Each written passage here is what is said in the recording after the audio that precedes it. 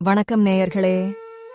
நமது கோவில்களைப் பற்றிய அரிய தகவல்களை அளிக்கும் எங்களது ஆலயத் துளிகள் யூடியூப் சேனலில் இன்று நாம் காண இருக்கும் கோவில் அத்தாளநல்லூர் மூன்றீசுவரர் கோவில். இடது பாதம் மேல் நோக்கி இருக்குமாறு அமர்ந்துள்ள தட்சிணாமூர்த்தியின் அபூர்வத் தோற்றம். சித்தர்கள் சிவபூஜை செய்த தலம்.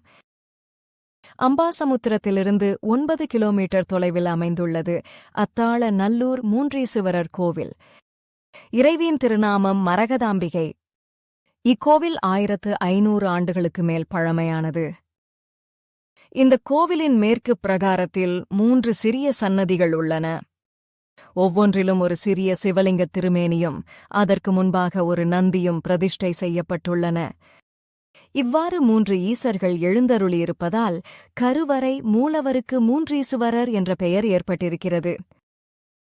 இங்குள்ள தட்சிணாமூர்த்தி வலது காலை தொங்கவிட்டு வலது முட்டியின் மீது இடது பாதம் முழுமையாக மேல் நோக்கி இருக்குமாறு அமர்ந்துள்ளார். அவரது இடது கை நாகத்தை தொட்ட நிலையில் இருக்கின்றது. தட்சிணாமூர்த்தியின் இந்த அபூர்வ தோற்றமானது நாம் வேறு எந்த கோவிலிலும் காண முடியாத ஒன்றாகும். சித்தர்கள் சிவபூஜை செய்த தலம். கைலாயத்தில் சிவனுக்கும் பார்வதிக்கும் திருமணம் நடைபெற்றது. திருமணத்தைக் காண 30 முக்கோடி தேவர்களும் கைலாயம் வந்தனர்.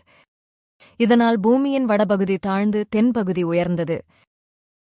இதை சரி செய்ய சிவபெருமான் அகத்தியரை தென்பகுதிக்கு அனுப்பினார். அகத்தியரும் சிவனின் உத்தரவுப்படி தென்பகுதிக்கு வந்து பொதிகை மலையில் தங்கி சிவ பூஜை செய்தார். இவருக்குப் பின் இந்த போதிய மலைக்கு பல சித்தர்கள் வந்தனர். அவர்கள் அகத்தியர் பூஜை செய்த சிவனை தரிசித்த பின் இந்த பகுதியில் உள்ள இந்த சிவாலயத்தில் தாங்களும் சிவ பூஜை செய்தனர். இதனால் இக்கோயில் சித்தர்களின் பீடமாக கருதப்படுகிறது.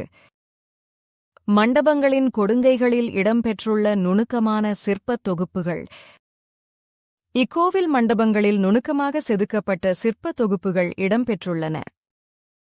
கோவில் மண்டபங்களின் கொடுங்கைகள் ஒன்றில் மயிலுடன் கூடிய சுப்பிரமணியருக்கு அர்ச்சகர் அடுக்கு தீபாராதனை காட்டுவது போன்ற சிற்பம் வடிக்கப்பட்டுள்ளது.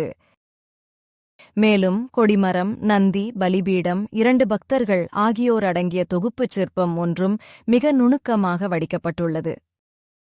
இன்னொரு மண்டபக் கொடுங்கையின் மேற்புறம் சிவலிங்கம், தேவி, தீபாராதனை காட்டும் அர்ச்சகர், கொடிமரம், நந்தி, பலிபீடம், 2 பக்தர் சிலைகளையும் கண்டு வியக்கலாம். கருவறையின் மேல்புறத்தில் உள்ள அகலமான விமானத்தின் பீடத்தில் யாழி வரிகளும் பூதவரிகளும் உள்ளன. முன்மண்டபம், மகாமண்டபம் மற்றும் திருச்சுற்றிலும் கைகூப்பிய நிலையில் பல்வேறு அரசர்கள், தனவந்தர்கள் சிலைகளைக் காண முடிகிறது.